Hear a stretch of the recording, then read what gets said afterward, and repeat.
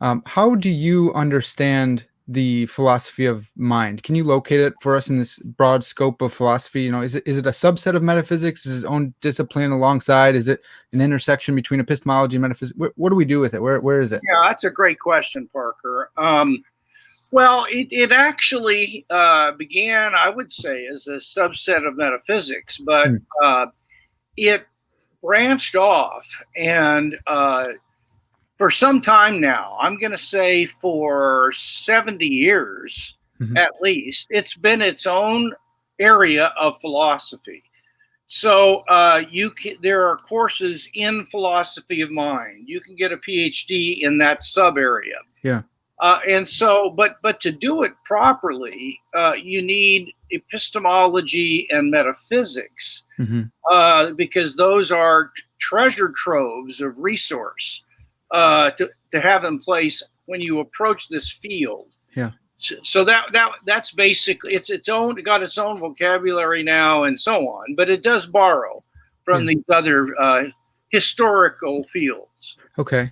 And as it's become its own discipline, do you think has that helped or has it hindered the study of the philosophy of mind? I can imagine it being hindered because it's on its own little section and you don't have to worry as much about the epistemology or metaphysics. But maybe I'm just guessing there. No, you're actually quite right about that. I mean, the good news is that it is allowed uh, philosophers and theologians to focus their attention Mm. on a narrower range of issues, and that's a good thing. Yeah. But the price that you pay for that is, as you pointed out, you don't bring to it the proper background categories that will help you Yeah. think for yourself. So the cash value of your observation is that philosophy of mind has sadly been dominated by those who are kind of committed to scientism. Yeah. And to be, you may not believe this, but it was increasingly the case that PhDs in philosophy were not getting trained in broad metaphysics, and Wow. so I can tell you, like Paul Churchland and others Hmm. who are well known in the field, and they're atheists and materialists. Their writings are really weak, Yeah. and I mean, my grad students read some of it and say, "This is." Are you kidding me? And I say, no, this is MIT Press.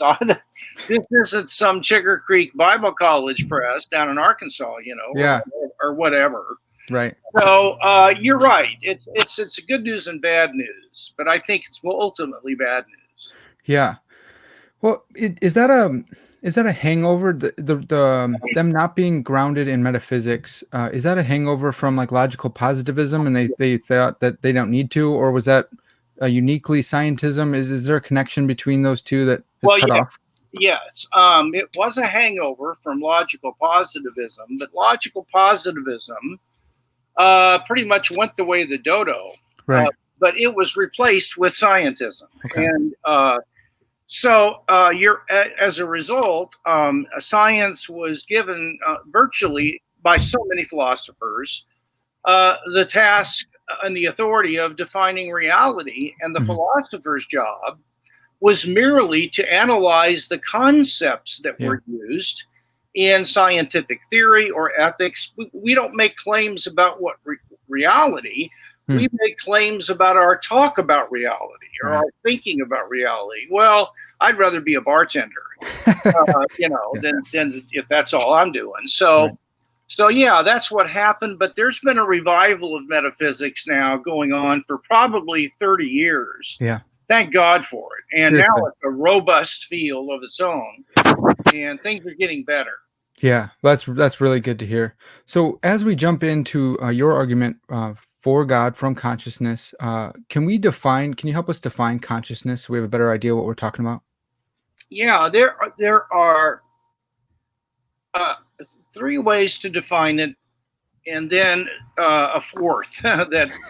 And so one way, some people try to define consciousness as any state, some state C is a state of consciousness, Mhm. just in case it has intentionality or ofness. So it's about something. Yep. So the claim, and I think this is right, that no physical or brain state is about anything. Yeah. But conscious states are of. I'm thinking of London, or my sensation is about the lamp or of the lamp. Mhm. The problem with that definition is that there are some conscious states that don't appear to have intentionality, like an itch. Mhm. Itches don't seem to be about anything, but it is something caused it, but that's Yep. different than it being about. Mhm. So I would say that intentionality is a sufficient condition, but not necessary. Okay. Another way is to define it in terms of being a state to which the subject has private access, so that I can have a third person descriptive knowledge of everything physical, because anything physical is a public object. It's Yep. publicly accessible to all of us, including my brain states. But my conscious states are accessible to me alone in the basic way, and others know about my conscious states in a derivative way. Namely, I report them to them, or I give off body language, and Mhm. they infer I'm in pain or something of that sort. I think the best definition of consciousness, if you're going to try to define it, is Mhm. that some state C is a state of consciousness, just in case there is a what it is like to be in C. Now, Yeah. I believe that every conscious state has its own what's called phenomenological texture. There's a Mhm. what it's like to be in pain. There's a what it's like to be thinking about London, and that's different than the what it's like to be thinking about a vacation in Hawaii. Now, if there were no detectable Yeah. differences between those two thoughts, Parker, then I would not be able to Mhm. tell the difference or know what I was thinking about by simple introspection. So I can tell you Yeah. what the difference is between those two thoughts, or in which one I'm thinking about, by simply paying attention to the thoughts themselves. Thus, there has to be something uh, that that that is detectable, and they call that the what it's like to pain, and that differs from what it's like to tasting a strawberry, or tasting a lemon, or smelling a rose, Mhm. or having a desire for ice cream, or whatever it might be. The fourth Yeah. definition is actually telling, because it's what the dualist would predict, and that's that at the end of the day, consciousness is actually defined ostensibly by just simply pointing to an example of it. So if a person's been Hmm. anesthetized in an operation and they're starting to wake up and they feel a throb and they sense they're thirsty and they can hear noises, they feel a desire for a drink, and they're thinking, I believe I'm still at home, but I'm not sure. Where am I? What's happening is they're regaining consciousness. What is consciousness? It's states like that. Hmm. So ostensive definition is when you define something by pointing to examples of it. Now, why is that important? Well, we often were able to define one thing in terms of something else. Like a bachelor can be defined as an unmarried male. Mhm. An electron can be defined as an object, a particle wave that has a certain rest mass and a certain charge. Now, matter is typically capable of being defined in terms of other things, like any state of the brain can be defined in terms of such and such neurons that have calcium ions and so on. Mhm. You but eventually you don't want to, and you got to stop the infinite regress or the circle, and you have to define your basic terms by simply pointing to them in the world. And Hmm. you can't define, there's nothing more basic in terms of which you could define them. And Yeah. so my view is that conscious states, the dualists would predict that my conscious states would be just basic to me. I mean, if I were born blind, you could not define what it's like to see red to me. Yeah. I would have no notion of what you were talking about. Yeah. So it's consciousness is defined ostensibly, but brain states aren't. So conscious states can't be brain states. Mm, yeah.